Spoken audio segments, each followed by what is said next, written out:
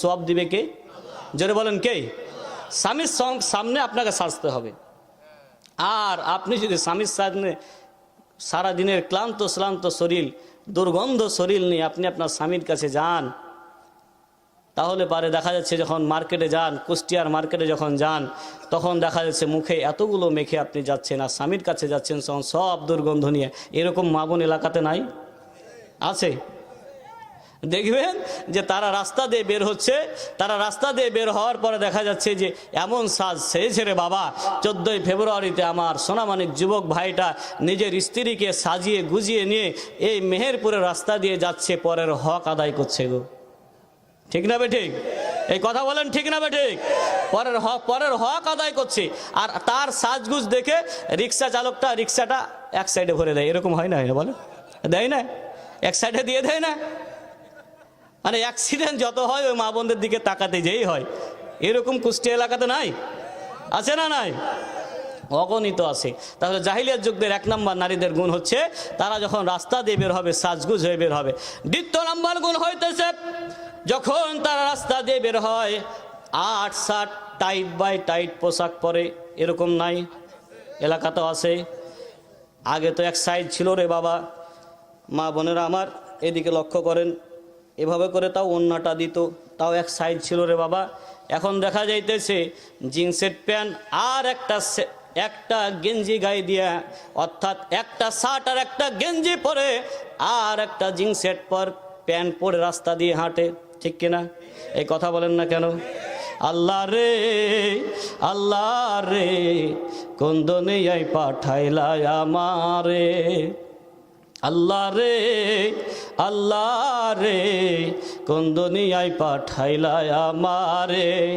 বর্তমানের মাইয়া পোলার সমান সমান মাপ, লম্বা চুল কাটিয়া মাইয়া মাথায় লাগাই ক্যাপ। ঠিক না?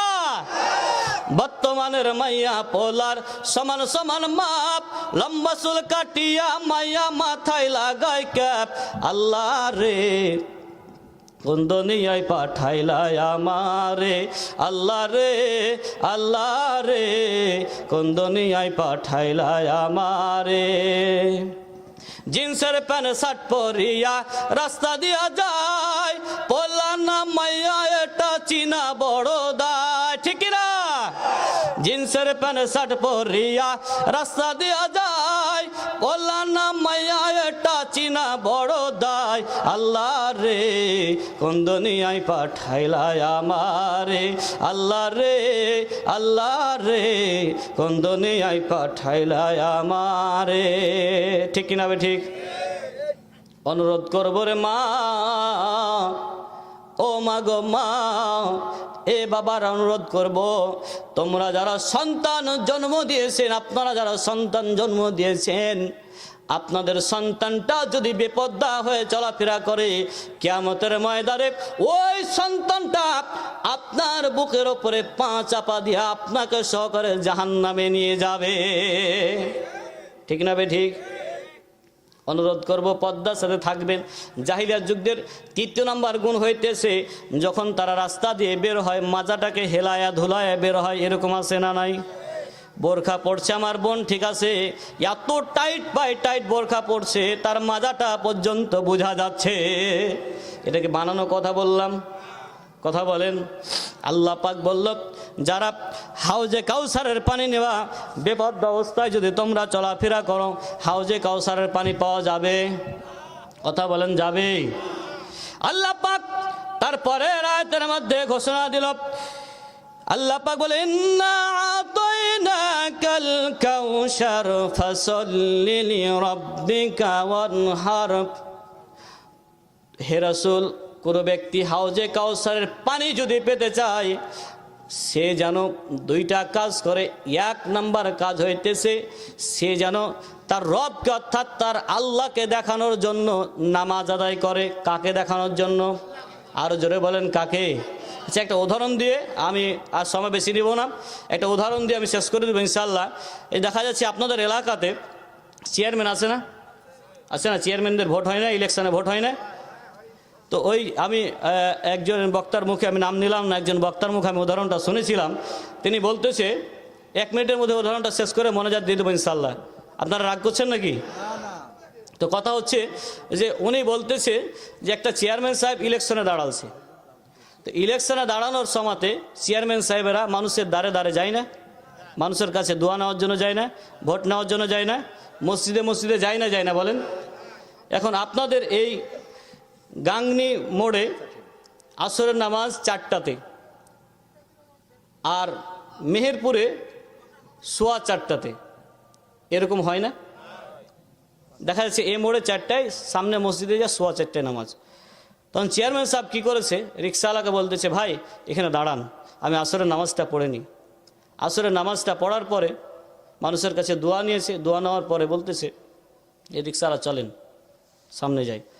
সামনে যাচ্ছে, যখন এই 4:15-টায় যে মসজিদে আজান দেখছি, ওখানে আবার আজান আরম্ভ হয়ে গিয়েছে। এখন যারা চেয়ারম্যান ইলেকশন করে তাদের একটা টার্গেট থাকে, এই এলাকাটা 2 দিন বা 5 দিনের মধ্যে ঘুরে আমাকে শেষ করতে হবে, ঠিক না ঠিক? এলাকাটা আমাকে 5 দিনের মধ্যে ঘুরে শেষ করতে হবে, এতগুলো মসজিদ আছে, মসজিদে যে আমাকে মানুষের কাছে দোয়া নিতে হবে। এখন চেয়ারম্যান সাহেব চিন্তা ভাবনা করতেছে, বর্তমান চেয়ারম্যানদের কথা বলতেছি না, কেউ ফের চেয়ারম্যান এখানে থাকলে মাইন্ডে নিন না বাবা, আমাকে কালকে চাপাই যেতে হবে, আবার প্রোগ্রাম আছে, বুঝছেন? আপনারা কেউ মাইন্ডে নিয়েন না। তো কথা হচ্ছে যে ওই চেয়ারম্যান চিন্তা ভাবনা করছে যে সামনে যেহেতু 4:15 নামাজ, তাহলে পর আসরের নামাজটা আমি আবার আদায় করে মানুষের কাছে দোয়া নিয়ে নিই। আচ্ছা, এলাকাতে যারা আসরের নামাজ আদায় করবে তারা কি আর আসরের নামাজ ওই মসজিদে যা পড়বে? আপনারা পড়েন না, কিন্তু 2 জায়গায় পড়েন। কিন্তু চেয়ারম্যানের সাথে যদি আপনাদের এলাকার কোনো মানুষ না থাকে, কিন্তু ছিল কে? রিক্সাওয়ালা ছিল, কেটা? কথা বলেন। রিক্সাওয়ালা গরিব মানুষ, তারও একটা ভোট এলাকাতে আছে। রিক্সাওয়ালাকে তো সেরকমভাবে চেয়ারম্যান আর কিছু বলতে পারছে না। আসরের নামাজ 2 বার পড়ানোর পরে রিক্সাওয়ালা বলতেছে, স্যার আপনাকে একটা কথা বলি, মাইন্ড করেন না, কষ্ট নিয়েন না। বলছে কি কথা বলো? বলছে স্যার আপনি তো আজকে আসরের নামাজ 2 বার পড়লেন। কয়বার? জোরে বলেন, কয়বার? 2 বার পড়লেন। তখন বলতেছে, ভাই সেই পাগল, আরে তুমি জানো না, ইলেকশনে পাস করার আগে আসরের নামাজ 2 বারের জায়গায় 5 বার হোক, কিন্তু ইলেকশনের পর আমাকে আর মসজিদে খুঁজে পাওয়া যাবে না। এরকম চেয়ারম্যান আছে? এই কথা বলেন, আছে? তাহলে পারে নামাজ পড়তে হবে কাকে দেখানোর জন্য? জোরে বলেন, কাকে? এখন শুধু চেয়ারম্যান নয়, অনেক মানুষ, এলাকার অনেক মানুষ জীবনে জুম্মার নামাজ ছাড়া অন্য কোনো নামাজ আদায় করে না। মেয়ের বিবাহ দিয়েছে, মেয়ের শ্বশুর এসেছে তার বাসাতে অনুষ্ঠানে কিছু খাওয়ার জন্য, তার বাড়িতে খাওয়ার জন্য এসেছে। আসার পরে জীবনে ওই মানুষটা যদি নামাজ আদায় না করে, দেখবেন যে বিয়াই বলেন না, কি বলেন, এই বিয়ের সাথে কিন্তু ওই মানুষটা নামাজ আদায় করে। আছে না এরকম? আছে নাই? শুধু চেয়ারম্যানের বেলায় বললেন, আপনাদের বেলা না, আপনারাও এরকম আছে। কিন্তু নামাজটা আপনার হতে হবে কাকে দেখানোর জন্য? ইন্নাস সালাতি ওয়া নুসুকি ওয়া মাহইয়ায়া ওয়া মামাতি লিল্লাহি রাব্বিল আলামিন। নামাজটা হতে হবে কাকে দেখানোর জন্য? আল্লাহ পাক বলল, ফাসাল্লি লিরাব্বিকা ওয়ানহার, তোমার নামাজটা হতে হবে আল্লাহকে দেখানোর জন্য। আর তোমার নামাজটার পর তুমি যে তোমার জীবনটাকে বিলিয়ে দিবা, অর্থাৎ তুমি যে কুরবানি করবা, কুরবানি ফরজ কুরবানি আছে, আবার কোনো কোনো বর্ণনা এসেছে আল্লাহর জন্য, আল্লাহর জমিনের মধ্যে আপনার জীবনটা যদি চায়, বাংলার জন্য নয়, তামাম পৃথিবীতে ইসলাম কায়েম করার জন্য যদি আপনার জীবনটা কেউ নিতে চায়, জীবনটাকে প্রস্তুত দিবে যারা, তারাই হাউজে কাউসারের পানি পাবে। ঠিক না বে ঠিক? কথা বলেন, ঠিক না বে ঠিক? ইন্না শানিয়াকা হুয়াল আবতার। হে রাসূল, আজকে যারা আপনাকে বলতেছে নির্বংশ, আজকে যারা আপনাকে বলতেছে লেজ কাটা, বরঞ্চ তারাই হচ্ছে নির্বংশ লেজ কাটা। আপনাকে যারা বলতেছে আপনার নাম নেওয়ার মতন কেউ থাকবে না, আপনাকে যারা দেশ থেকে তাড়িয়ে দিল, আপনাকে যারা হত্যা করার জন্য চিন্তা ভাবনা করলো, বরঞ্চ আপনি তাদের দিকে তাকিয়ে দেখেন, আবুল হাবের নাম নেওয়ার মতন কেউ নাই, উতবা সাইবা ইবনে মুগিরার নাম নেওয়ার মতন কেউ নাই, ফেরাউনের নাম নেওয়ার মতন কেউ নাই, নমরুদের নাম নেওয়ার মতন কেউ নাই। আজকে যারা ভাবতেছো, তোমরা মনে করতেছো আমাদের নাম নেওয়ার মতন কেউ থাকবে না রে, না না না না না, পৃথিবীর মানুষ তোমরা শুনে নাও, তাদের নাম নেওয়ার মতন কেউ থাকবে না, কিন্তু ইসলাম চিরজীবনের মতন থেকে যাবে। ঠিক না? সময় তো উপস্থিতি, আমি আর আলোচনা দীর্ঘায়িত করব না। এখানে আপনারা যারা এসেছেন, অনেকের মা নাই, অনেকের আব্বা নাই, মা বাবার জন্য দোয়া করতে হবে প্রত্যেক রাত্রে। মা পিলার আমি সময় দীর্ঘায়িত দিতে চাইব না, কিন্তু আপনাদেরকে একটা কথা বলতেছি, যারা রাত্রিবেলাতে এখানে বসে আছেন, অনেকের মা 10টা মিনিট সময় দেবেন ইনশা। অনেকের মা কার জানি মা কবর থেকে ডাক দিয়ে বলতেছে, বাবা রে, এ বাবা, আজকে গভীর রজনীতে যে সময়তে আল্লাহ পাক বান্দার নিকটবর্তী আসমানের মধ্যে থাকে, আমি মা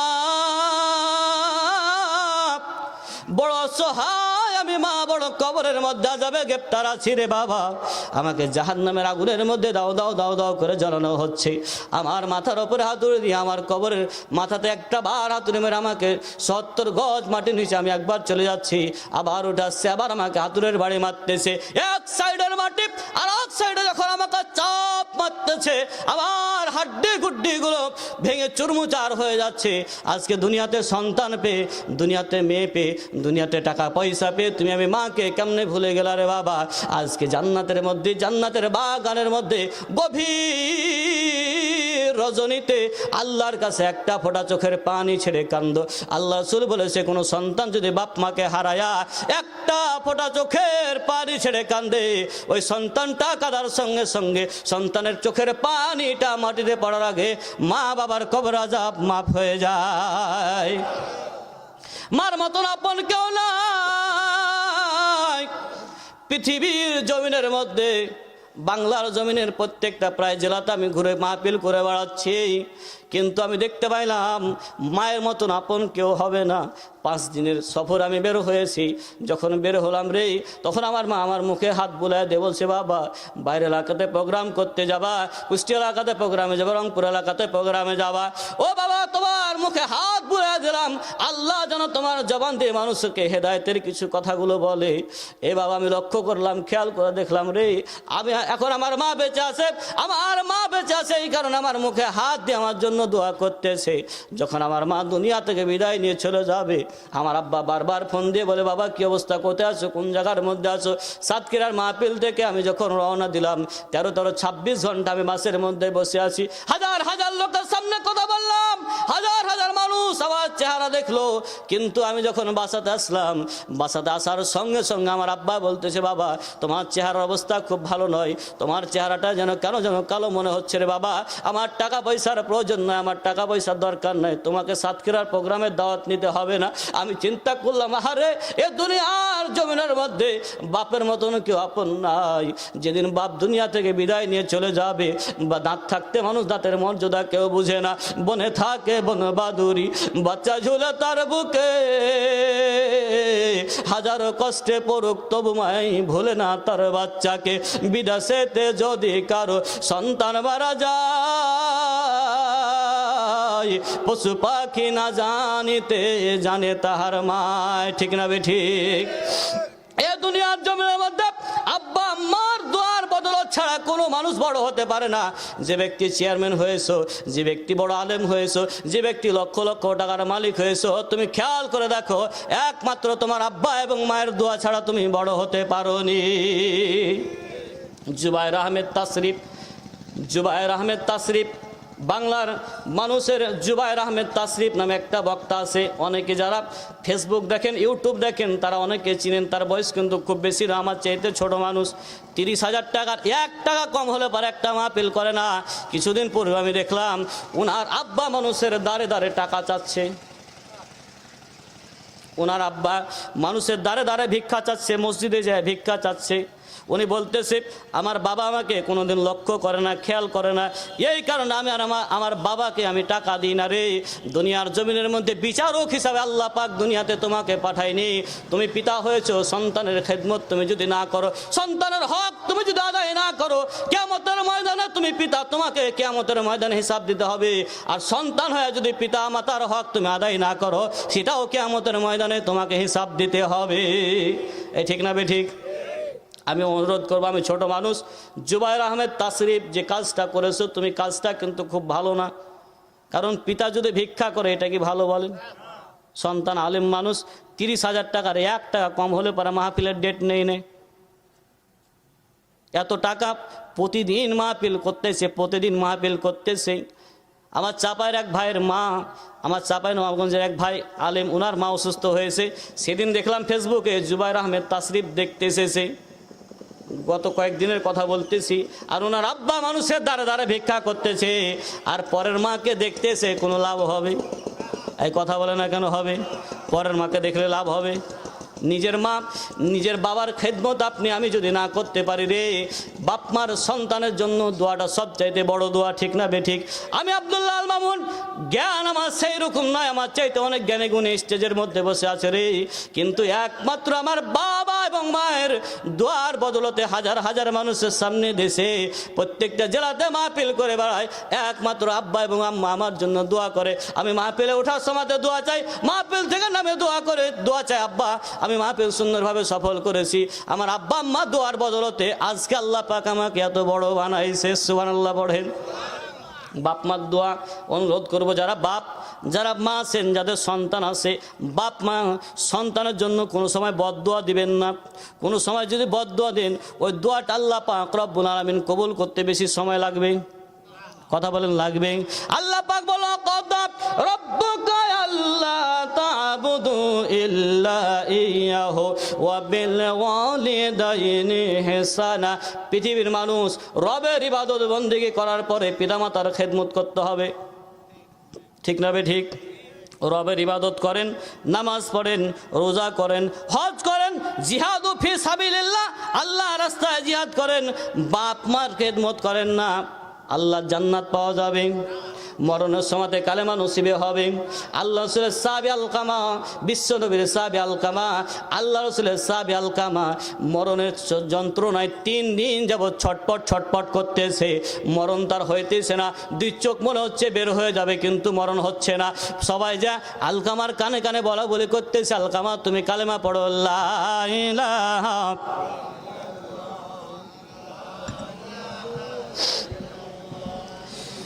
সবাই বলতেছে, আলকামা তুমি কালেমা পড়ো, তুমি কালেমা পড়ো। আলকামার জবান দিয়ে কালেমা বের হচ্ছে না। আল্লাহ রসুলের কানে খবরটা চলে গেল। আল্লাহ রসুল চিন্তা করতেছে, আলকামা তো নামাজ আদায় করে, আলকামা তাহাজ্জুদের নামাজ আদায় করে, রমজান মাসে রোজা রাখে, আমার প্রতি ঈমান এনেছে, জিহাদু ফি সাবিলিল্লাহ, আল্লাহর রাস্তায় জিহাদ করার জন্য আলকামা প্রস্তুত থেকেছে। কি কারণে আলকামার জবান দিয়ে কালেমা বের হচ্ছে না? 2টা সাহাবী সুহাইব আর বেলালকে আল্লাহ রসুল পাঠায় দিলেন আলকামার বাড়িতে। সুহাইব আর বেলাল আলকামার বাড়িতে যে আলকামার কানে কানে বলতেছে, আলকামা পড়ো, লা ইলাহা ইল্লাল্লাহু মুহাম্মাদুর রাসূলুল্লাহ। আলকামার জবান দিয়ে কালেমা বের হয় না। আল্লাহ রসুল আলকামার বাসাতে আসলেন। আলকামার বাসাতে আসার পরে আলকামার স্ত্রীকে ডাক দিয়ে বলছে, আলকামার স্ত্রী, ও আলকামার স্ত্রী, তোমার সঙ্গে কি আলকামা কোনো খারাপ আচরণ করেছে রে? আলকামার স্ত্রী বলতেছে, না না রাসূল, না, আমার সঙ্গে কোনো খারাপ আচরণ করেনি, আমার সঙ্গে কোনো বেয়াদবি আচরণ করেনি। আল্লাহ রসুল বলল, আলকামার বাসাতে আর কে আছে? তখন আলকামার স্ত্রী বলতেছে, আলকামার মা আছে, সুবহানাল্লাহ পড়েন। আলকামার মা আছে, আলকামার মাকে ডাকা হলো। আল্লাহ রসুল বলতেছে, আলকামার মা, তোমার সঙ্গে কি তোমার আলকামা কোনো খারাপ আচরণ করেছে? আলকামার মা বলতেছে, ইয়া রাসূলুল্লাহ, ইয়া হাবিবাল্লাহ, গোদার নবী, মান নবী, আমার আলকামা সব সময়তে তার স্ত্রীর কথায় চলাফেরা করত, আমি মাকে কষ্ট দিত। ইয়া রাসূলুল্লাহ, ইয়া হাবিবাল্লাহ, আল্লাহর কসম করে বলতেছি গো নবী, আমি আমার আলকামাকে মাফ করব না, আমি আমার আলকামাকে মাফ করব না। আর আমি যতক্ষণ পর্যন্ত আলকামাকে মাফ না করব, আলকামা আল্লাহর জান্নাতে যেতে পারবে না। সুবহানাল্লাহ পড়েন। আল্লাহ রসুল কাঠ কিছু সংগ্রহ করলেন, কিছু কাঠকে জমালেন, জমানোর পরে সাহাবায়ে কেরামদেরকে বললেন, ও আমার সাহাবায়ে কেরাম, আলকামাকে নিয়ে আসো। জীবন্ত মানুষ আলকামাকে নিয়ে আসা হলো। কাঠ সংগ্রহ করার পরে জীবন্ত মানুষ আলকামাকে কাঠের ওপরে শুইয়া দিয়া আলকামার মাকে বলতেছে, আলকামার মা, ও আলকামার মা, দুনিয়ার জমিনের মধ্যে নয় গো আলকামার মা, মরণের পর আলকামাকে কিয়ামত পর্যন্ত জাহান্নামের আগুনের মধ্যে জ্বলতে হবে। আপনার সঙ্গে যেহেতু খারাপ আচরণ করেছে, পিতামাতার সঙ্গে যদি কোনো ব্যক্তি খারাপ আচরণ করে, সে কোনোদিন জান্নাতে যেতে পারবে না। আপনার আলকামাকে, জীবন্ত মানুষকে আমি এখন রাসূল পুড়িয়ে দিব, কারণ মরণের পর আলকামা পুড়বে, জীবন্ত অবস্থায় আমি আলকামাকে পুড়িয়ে মেরে ফেলে দিব। আচ্ছা বলেন তো দেখি, পৃথিবীর জমিনে এমন কোনো মা আছে তার সন্তানকে পোড়াচ্ছে আর মা দাঁড়ায় দাঁড়ায় দেখতে পারে? আলকামার মা ডাক দে বলছে, নবী গো, ইয়া রাসূলুল্লাহ, ইয়া হাবিবাল্লাহ, আমি আমার আলকামাকে পেটের মধ্যে 9 থেকে 9.5 মাস পর্যন্ত গর্ভের মধ্যে আমি ধারণ করেছি। আমার আলকামা যখন জন্ম হয়, যখন কোনো সন্তানের জন্ম হয়, একটা মানুষ, জীবন্ত মানুষকে জীবন চলে যাওয়ার যে কষ্ট, তার চাইতে দ্বিগুণ বেশি কষ্ট হয় আমার আলকামাকে যখন আমি জন্ম দিই। আমার কত কষ্ট হয়েছে। ইয়া রাসূলুল্লাহ, ইয়া হাবিবাল্লাহ, জীবন অবস্থায়, জীবিত অবস্থায় আমার আলকামাকে পুড়ে মারা ফেলবেন, আমার চোখের সামনে পুড়ে মারা ফেলবেন। না না না না, আমি সহ্য করতে পারবো না, আমি আমার আলকামাকে মাফ করে দিলাম। সাহাবায়ে কেরামরা বলে, আল্লাহ রাসূল বলে, পৃথিবীর মানুষ তোমরা শুনে নাও, শুনে নাও, আলকামার মা যে জবান দিয়ে বের করেছে, আমি আলকামাকে মাফ করে দিলাম। সঙ্গে সঙ্গে আল্লাহ পাক আলকামার জবান দিয়ে কালেমা পার করে দিল, লা ইলাহা ইল্লাল্লাহু মুহাম্মাদুর রাসূলুল্লাহ, লা ইলাহা। জোরে কেউ জবান বন্ধ রাখবেন না, সবাই আল্লাহকে পাওয়ার আশায় পড়ে, লা ইলাহা, লা ইলাহা, সবাই পড়েন, লা ইলাহা। তুহি মরিলে কান্দিবে কয়জন ওরে মন, তুহি মরিলে কান্দিবে কয়জন, যখন আধার ঘরে শুয়াইবে মাটির দেহ মাটি খাবে রে, ভুলে যাবে তোমায় তোমার আত্মীয় স্বজন, তুহি মরিলে কান্দিবে কয়জন, লা ইলাহা।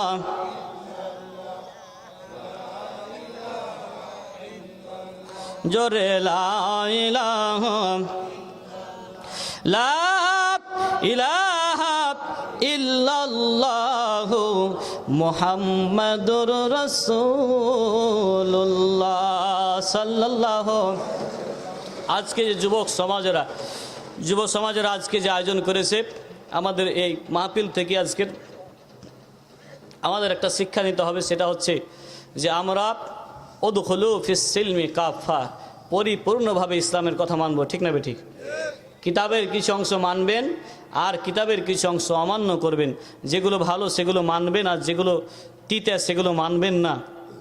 আল্লাহর জান্নাতে হাউজে কাউসারের পানি পাওয়া যাবে, কথা বলেন যাবে? এই কারণে হাউজে কাউসারের পানি নিলে আল্লাহকে দেখানোর জন্য আমার নামাজটা হবে। শুধু নামাজ রোজা করব, জিহাদ ফি সাবিলিল্লাহ, আল্লাহর রাস্তায় জিহাদ করলেই হবে না। যাদের পিতামাতা বেঁচে আছে, পিতামাতার খেদমত করা দরকার আছে না নাই? এই কথা বলেন, আছে না নাই? তাহলে পরে পিতামাতার খেদমত করতে হবে আপনাকে, পিতামাতাকে কষ্ট দেওয়া যাবে না। এই আপনার ফেসবুকে দেখলাম একটা ডাক্তার, ওনার 4টি ছেলে, কয়টি? কথা বলেন। 4টি ছেলে, 2টি ছেলে ডাক্তার, 2টি ছেলে বড় ইঞ্জিনিয়ার। তারা 4 জনই আমেরিকাতে থাকে। কোথায় থাকে? কথা বলেন, কোথায় থাকে? উনি বৃদ্ধাশ্রম থেকে, ফেসবুকে দেখলাম বৃদ্ধাশ্রম থেকে লাইভ এসে বলতেছে যে আমার 4টি ছেলে, আমি ডাক্তার, আমার 4টি ছেলে, 2টি সন্তান ডাক্তার, 2টি সন্তান ইঞ্জিনিয়ার, তারা বড় বড় ইঞ্জিনিয়ার। আমার কাছে এ পর্যন্ত একটা বার ফোন করার সময় তাদের হচ্ছে না। কত কষ্টের কথা বলেন। 4টি ছেলের 1টি ছেলে খবর নিচ্ছে না। এই কারণে ডাক্তার দরকার আছে, ডাক্তারের মতন ডাক্তার বানাতে হবে, ঠিক না ঠিক? আপনি ডাক্তার বানান, ডাক্তারের মতন ডাক্তার বানান, ইঞ্জিনিয়ার বানান, ইঞ্জিনিয়ার মতন ইঞ্জিনিয়ার বানান। তবে আমি দেখেছি বেশি সংখ্যক যারা বড় বড় ডাক্তার হয়ে যায়, তারা অনেকে কিন্তু তাদের পিতামাতাকে ভুলে থাকে। ইঞ্জিনিয়ারগুলো অনেকে ভুলে থাকি। হয়তো আমার আজকের আলোচনাটা রেকর্ড হচ্ছে, অনেক ডাক্তার হয়তো বা কমেন্ট করতে পারে যে আমাদের বিপক্ষে বলেছে। না, অনেক ডাক্তার আলহামদুলিল্লাহ ভালো আছে, অনেক ডাক্তার ভালো আছে। অনেক ইঞ্জিনিয়ার ভালো আছে যারা 5 ওয়াক্ত নামাজ আদায় করে, পিতামাতার খেদমত করে। এই কারণে সন্তানকে মানুষের মতন মানুষ বানাতে হবে। যাদের সন্তান আছে মানুষের মতন মানুষ বানাবেন, সন্তানটাকে নামাজ শিক্ষা দিবেন। যে সন্তানটা নামাজি সন্তান, ওই সন্তানটা কোনোদিন পিতামাতাকে ভুলতে পারে না। এই কারণে মা বোন যারা এসেছেন তাদের জন্য খাস করে দোয়া করি, আমার জন্য দোয়া করবেন। আমি ক্লান্ত মানুষ, অত্যন্ত ক্লান্ত মানুষ। এই কারণে আমি আর সময় বেশি দীর্ঘায়িত নেব না। আপনারা সবাই নামাজের শুরুতে বসে যান। আল্লাহ পাক যদি অন্যদিন কবুল করে ইনশাআল্লাহ আপনাদের মেহেরপুরে এসে সময় নিয়ে আলোচনা করব। আমার জন্য খাস করে দোয়া করবেন। এখন সভাপতি সাহেব উনি সংক্ষিপ্ত সময়ের মধ্যে কিছু বলে, সবাই নামাজের শুরুতে বসে আস্তাগফিরুল্লাহ পাঠ করি। সভাপতি সাহেব আপনারা মনোযোগ দিয়ে যাবেন ইনশাআল্লাহ। রাত্রি 12টার পরে ইনশাআল্লাহ দোয়া কবুল হবে। আপনারা মনোযোগটা